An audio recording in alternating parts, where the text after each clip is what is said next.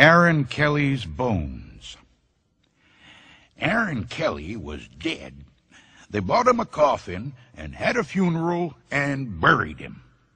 But that night he got out of his coffin and he came home. His family was sitting around the fire when he walked in.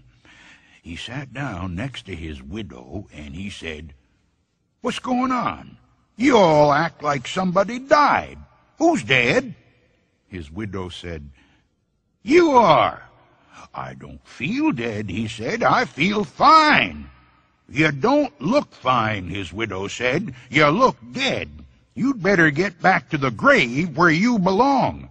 "I'm not going back to the grave until I feel dead," he said. Since Arron wouldn't go back, his widow couldn't collect his life insurance.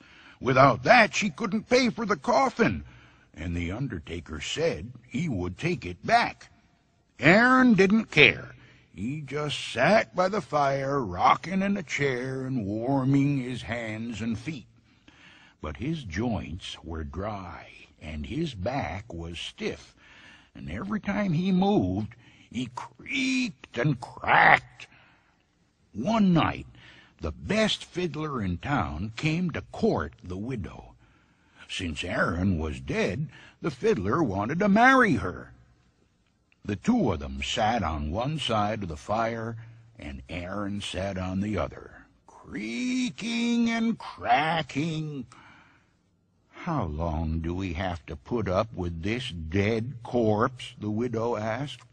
"Something must be done," the fiddler said. "This isn't very jolly," Arron said. "Let's dance." The fiddler got out his fiddle and began to play. Arron stretched himself, shook himself, got up, took a step or two, and began to dance.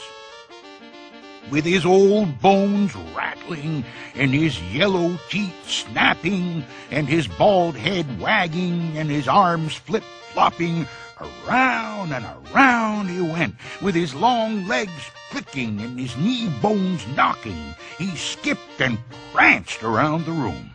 How that dead man danced! But pretty soon a bone worked loose and fell to the floor.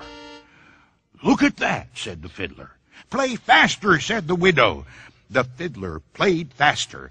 Crickety-crack, down and back, the dead man went hopping, and his dry bones kept dropping.